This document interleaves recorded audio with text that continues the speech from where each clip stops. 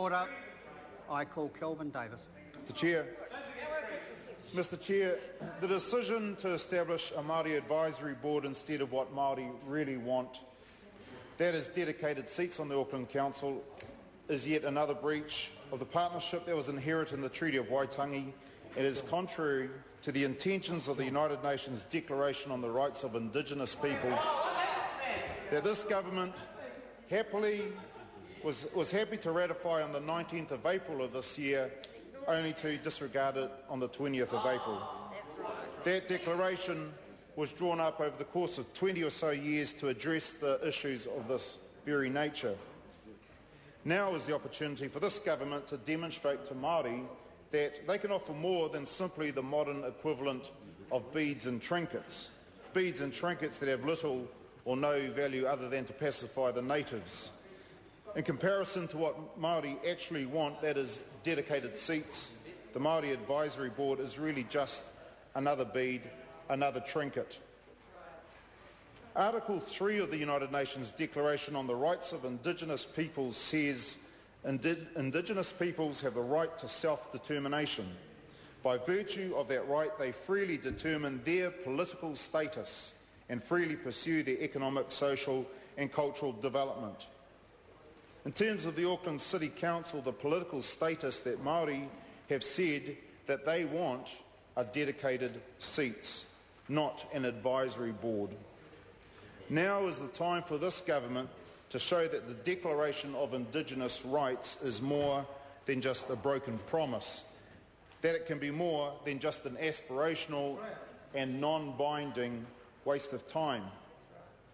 They should demonstrate, that is, the government should demonstrate that they are genuine and sincere in pursuing the rights of Māori to, quote, freely determine their political status, as Article 3 of the Declaration states, and allow Māori to freely pursue our economic, social and cultural development, and allow us the opportunity to make a contribution at the council level to the decisions that will affect all Māori and all citizens in the City of Auckland. Mr Chair, Part 2, Clause 67 of this bill says the board is not required to accept direction from any person. And I guess that is in a way this government's way of saying to this board that they have some form of tino rangatiratanga, that they do not have to accept any direction from any person. And thank goodness for the never-ending generosity of this government, because when it comes to the board's name, that in Clause 68, it says the board may choose to name itself. And that is about the extent of the tino rangatiratanga, or the extent of any decision-making that Māori have when it comes to the Auckland City Council. It says here that the board is to develop a schedule of issues of significance to mana whenua groups, mātua waka of Tamaki Makaurau, and give a priority to each issue. If I was on this advisory board, the very first issue of significance that I would draw up would be to call for dedicated Māori seats. And I would remind them over and over and over again of their obligation of this part of the bill.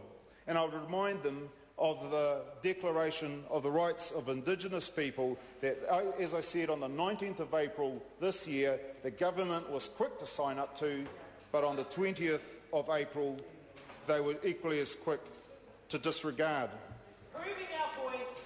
Mr Speaker, Labour worked hard to ensure that this advisory board is more effective, but we still have not altered our position. And our position is that we believe there should be dedicated Māori seats on the new Auckland Council.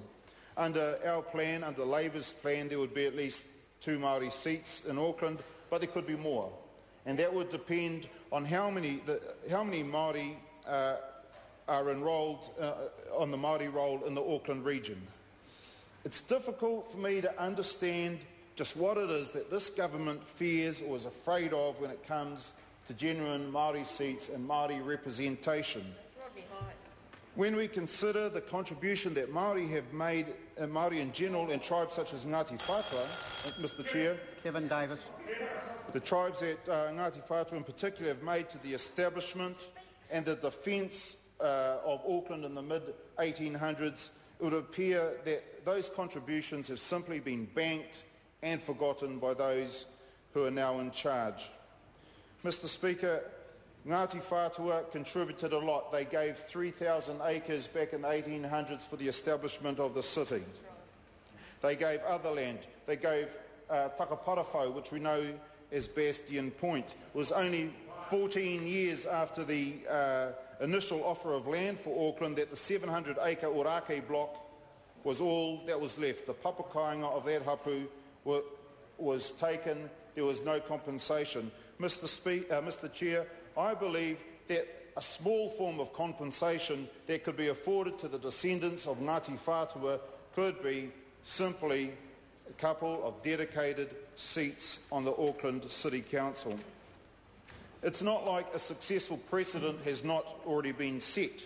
Like in Parliament and also the Bay of Plenty Regional Council, these seats could be or should be allocated on the basis of the number of Māori on the roll.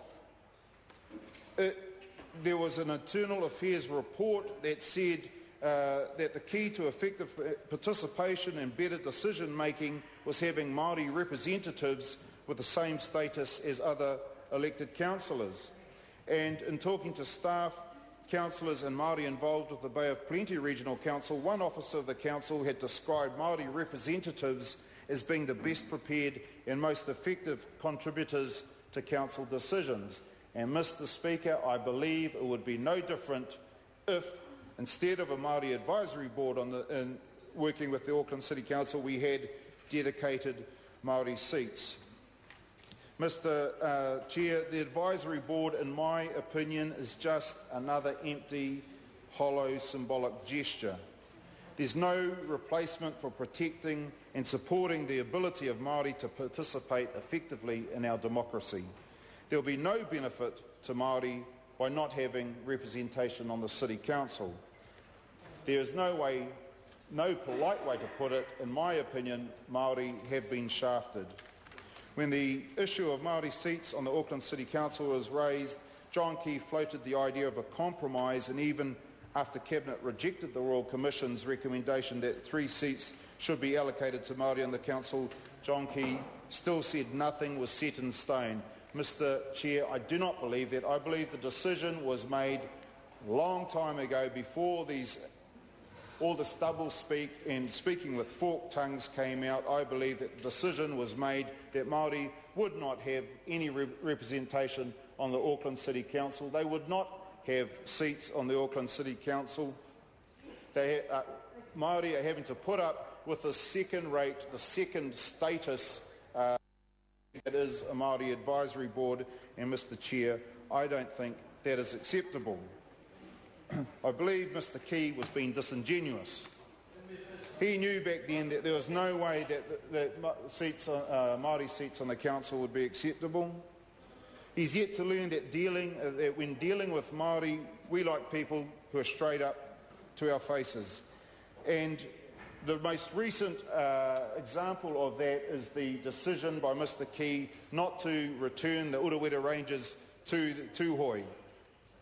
And that is a case in point where speaking with a forked tongue actually wins more enemies than friends.